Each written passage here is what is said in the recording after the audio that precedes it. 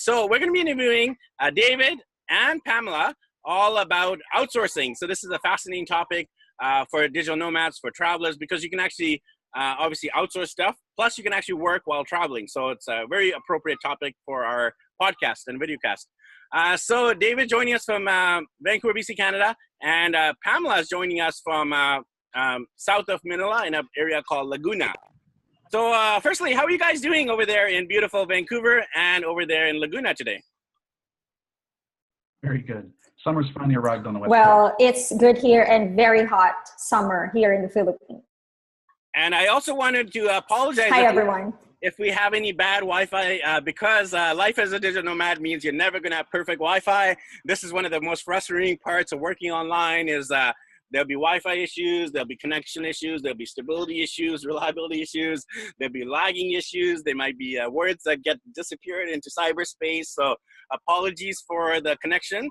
But hey, we're in 3 different parts of the world here. I mean, Pamela and me are both in the Philippines. And then, of course, we have David in North America. So apologize in advance if we have any Wi-Fi issues. But hey, let's roll with it because life as a digital nomad means you're going to have to face Wi-Fi issues as you're traveling. Tell us about your business. I know, David, you also have your own business back in Vancouver, but maybe we can hear from Pam this time. When did you guys have this vision for starting your own outsourcing company? Let's share a little bit of the origin story and the history.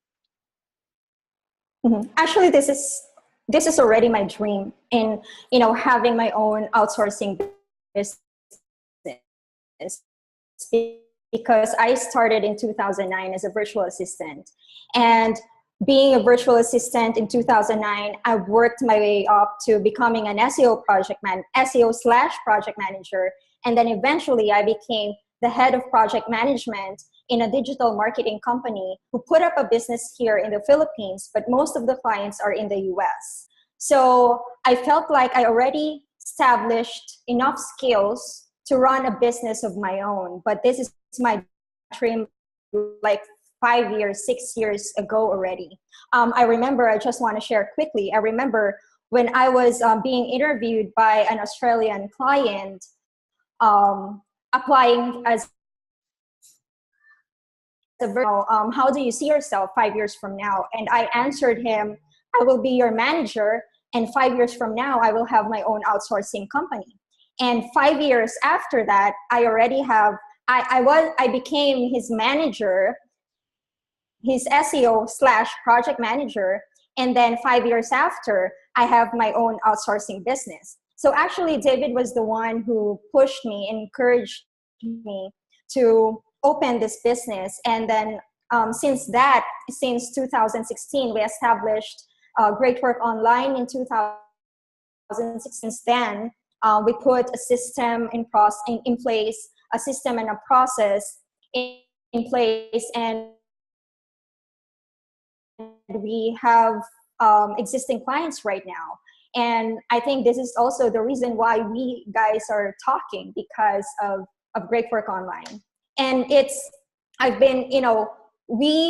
and David share the same vision and mission. We want to help, business owners, and I want to help my fellow countrymen to have jobs, especially those moms who are, who have kids and cannot be stagnant. They want to have a career. And I think working from home as a virtual assistant is an ideal job for moms at home.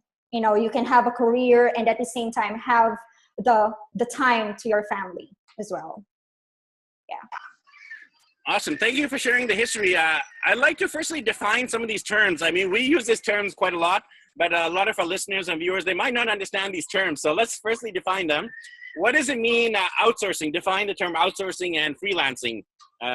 Whoever wants to take it, David or Pamela, outsourcing and freelancing. So outsourcing is essentially just the system or the process of taking a task off of your own plate as an entrepreneur, a small business owner, instead of hiring a physical employee that you have to provide vacation time and sick pay and all those things.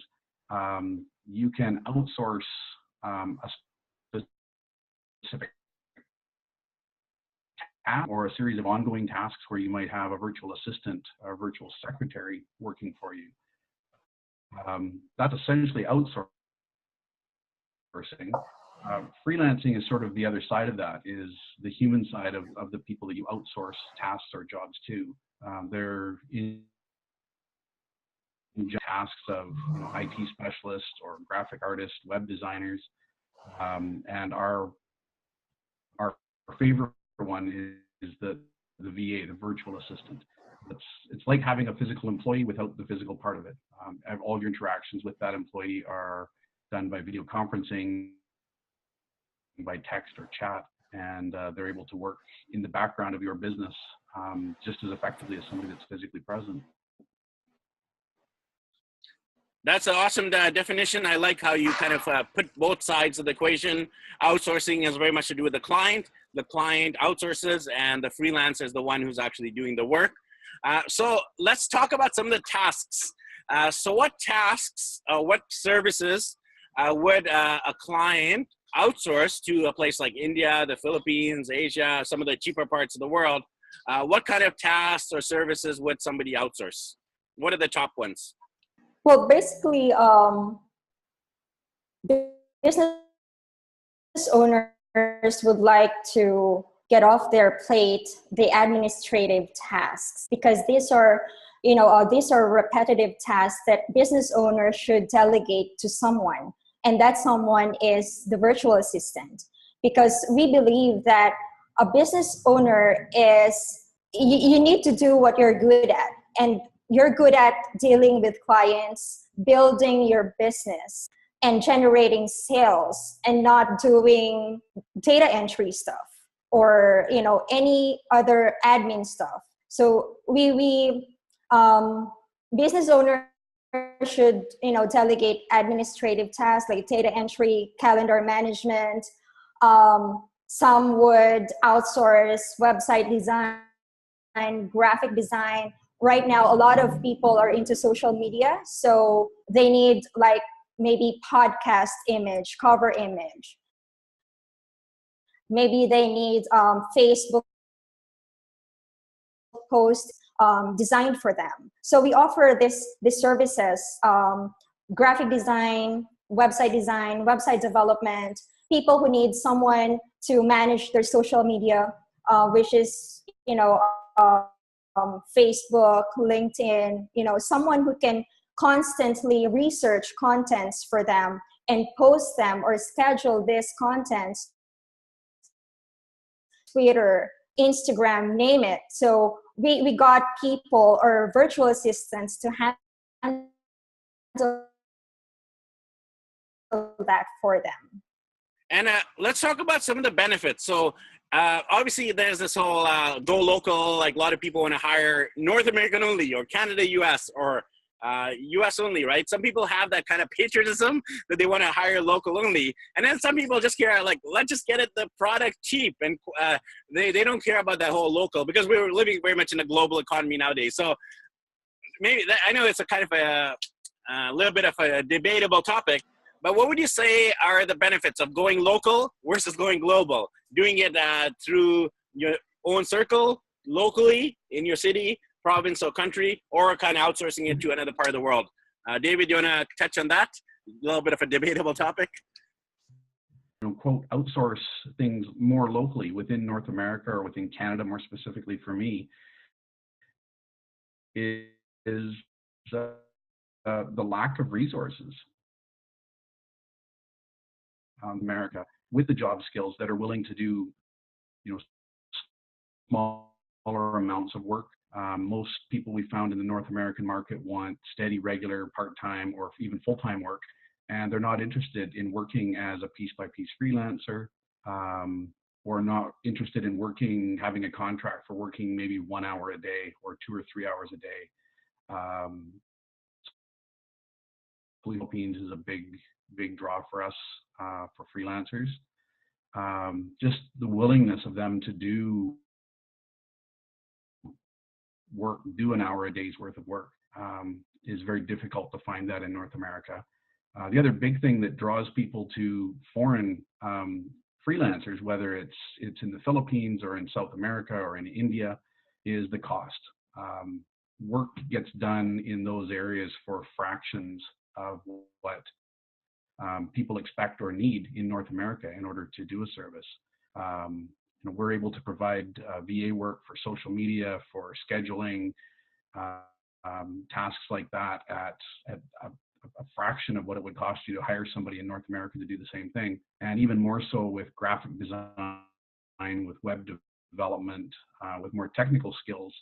There are people with the same, as good or better skills outside of North America that are able and willing to work for.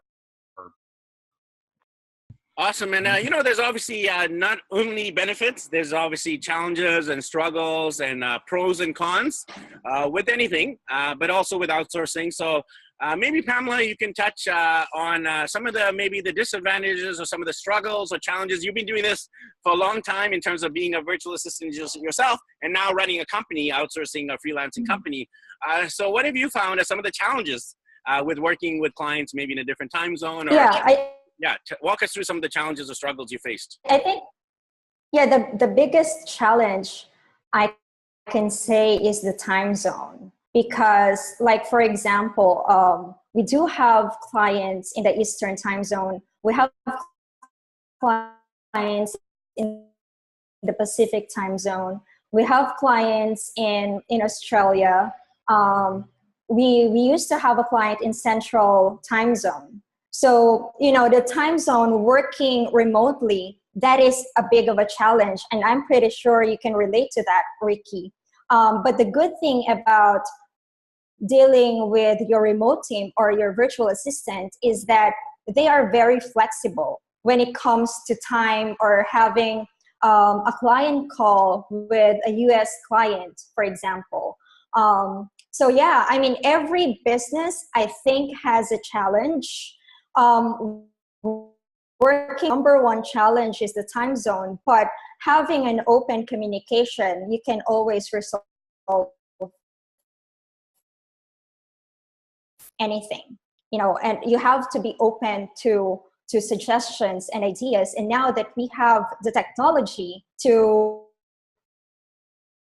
check the time zone your clients are in, like we are using World Time Buddy, it's easy to know, okay, I'm going to have a meeting at, my client said in the US, I'm going to have a meeting at 10 a.m. his time. Then just go to World Time Buddy or whatever tool you have and check what time you're in that time zone, and then just make it happen. So there are challenges, but there is also technology to help you overcome those challenges. Yes, there is indeed. I use World Time Buddy as well, and then even on my iPhone, I have all of the different time zones. Like I'm from Vancouver, so I have the what time is it in Vancouver right now? What time is it in Ottawa right now? What time is it in California, New York City, Chicago, Europe, Asia? So I'll have it like really accessible on my phone, all the time zones, and I found it quite challenging, just like you mentioned, Pam. Because I'm from North America, I'm typically used to working, Pacific Standard Time, Eastern Standard Time, and then everything in between. That's how my mind works. All of a sudden, I'm on Philippine time, and I don't even know, the difference. For my first few weeks here, I found it quite challenging. So it's been a struggle to adjust. I've been working like 9 p.m., 10 p.m., 11 p.m. I'm ready to sleep, and I'm here working on, 9 p.m., 11 p.m., sometimes midnight, because that's when North America is getting up. And sometimes it's like 12 hours time difference. Yeah. 15 hours, like for example, where David is, to here in the Philippines, it's 15 hours. And then and there's a range obviously between like 12 to 15 hours. So yeah, it's quite challenging. And like you mentioned, the communication and maybe the internet, that's obviously another potential struggle. Maybe language to some degree. The great thing about the Philippines is everyone speaks perfect Filipino, perfect English, almost like English, native level English. So there's no real language barrier. So curious to know, like pricing, a lot of people would have that question about how much is it? I remember when. Yeah. So I know with pricing, it depends on so many factors, right? Depends on the experience, Yes. the freelancer, depends on the project. But maybe you can give us a rough pricing. How does the pricing work when you're outsourcing from the Western world to the Eastern world? Okay, yeah. So if you're looking for a virtual assistant that needs to do like basics administrative tasks, then that could range from $7 to $10 or $12, depending on the skills of the virtual assistant. So more complex workload or task or project for the virtual assistant, then that could range from $10 to $15, really depending on the skills of our clients. As much as we want to work around the client's budget, right? So if they are asking based on this X amount of hourly rate, because it's based on their experience, then of course we need to match the virtual assistant to a client that is within their budget, But like they always say, you get what you pay for. If you want a quality service, then don't expect to pay $1 an hour type of, work. Do you have anything to add, David? No, just that, the whole quality thing, which is no different in any market in the world. Here in North America, if you want to hire somebody at minimum wage, year 25 or whatever dollars an hour, and that translates through to freelancers from wherever they are in the world. Friends of mine or people that I know that have done outsourcing, and they've hired VAs from different parts of the world for $2 and $3 and $4 an hour, and not had very positive experiences with that. They're finding they don't have the computer skills or the computer equipment. They don't have the communication skills that what they're looking for. And we like to, as Pam said, we like to match our freelancers with the client who's doing the outsourcing to make sure that the skills that person has are going to match what the person hiring them is looking for. We want to make sure they have, in order to effectively do the job and not need to be constantly supervised and having to redo work because of issues like that. Right. Great insights into the whole pricing. I'm also curious about the fear factor. I've been outsourcing for the last 6 years, and I've had overall pretty good, I'm knock on wood, crossing my fingers I don't have problems in the future, but I've had good freelancers I worked with over the last 6 years. But there are a lot of people, even in 2018, who have never, ever outsourced anything outside of North America. And this fears, right? Fears of like, what if they steal my money and nothing happens? What if they do a terrible job? And some people are control freaks or perfectionists, right? They want things done perfectly or as good as possible, right? So how would you address the whole fear factor when it comes to outsourcing? The fear factor is actually because I was the poster child for the fear factor. Started and helped manage it. I was very reluctant to allow a freelancer into my business world. And it was a lot of pushing and prodding from Pam for me to finally give up control of some things. With the industry I'm in, it's highly regulated, so there's a lot of activities that I can't outsource. But what I did finally, my first little test was some social media management. And it was something that I knew how to do.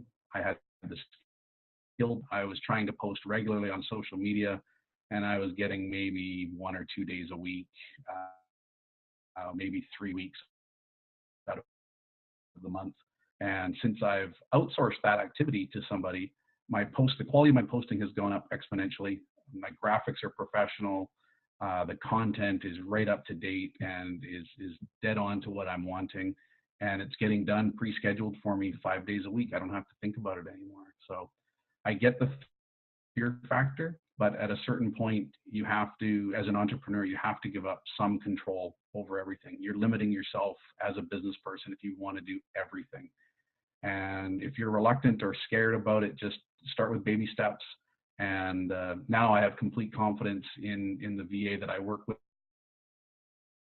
her, just because we built that rapport and that trust in our relationship. Yeah, I think most entrepreneurs have those hats. We wear multiple hats, especially at the beginning when you're first starting your business. You might not have a budget to outsource. So you start doing the hats, and then they start saying, okay, I can finally let go of that one hat, the social media hat. Then let me let go of the editing hat or the graphic design or the website design hat.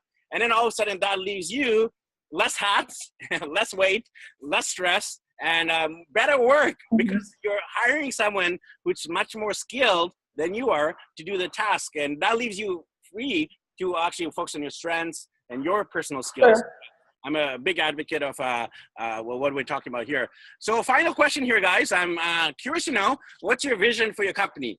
So right now you've been working, with several clients over the last few years. Tell us about your big picture. I love hearing about what's your vision for the future in terms of life, business, your projects in 2018 and beyond. Let's talk big. What's your big vision?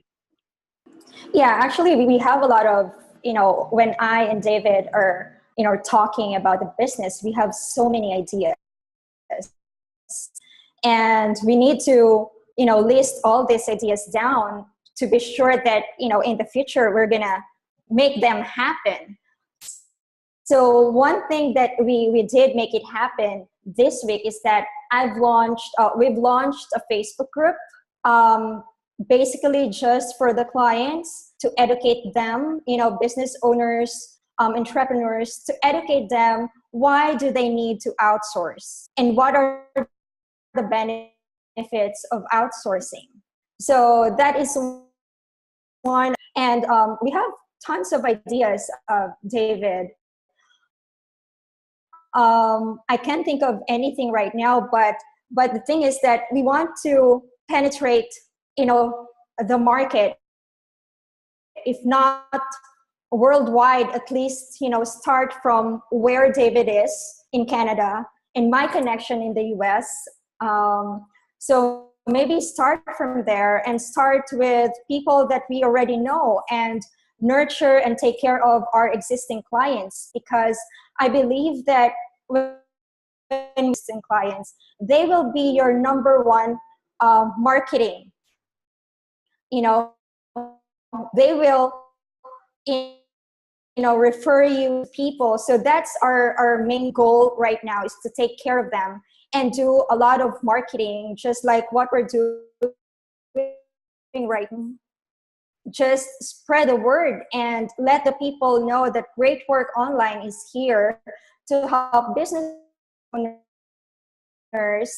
be successful in their business. Help them get off some administrative tasks off their plate and just focus on their business, in dealing with their clients and making their business grow, because that is what they're good at, dealing with clients and not doing data entry stuff. Awesome. Well, it's great to have you guys on the show. To conclude here, I know a lot of our listeners and viewers might be interested in hiring you guys for outsourcing services, or they might be even some people wanting to become freelancers under your company. So what's your website, social media? What's the group? How can people find it? How can they connect if they have follow-up questions, which we did not cover on this interview? Tell us about all the ways that people can connect. Yeah, they can check us online. We have a website. Just type in www.greatwork, search for Great Work Online. We have, I have a LinkedIn. You can search for Pam Pormentilla. We also just launched a company profile on LinkedIn. Just look for Great Work Online. And the Facebook group for business owners is the Virtual Assistants CEO. So I call ourselves the Virtual Assistants CEO. Just search for that without the apostrophe S.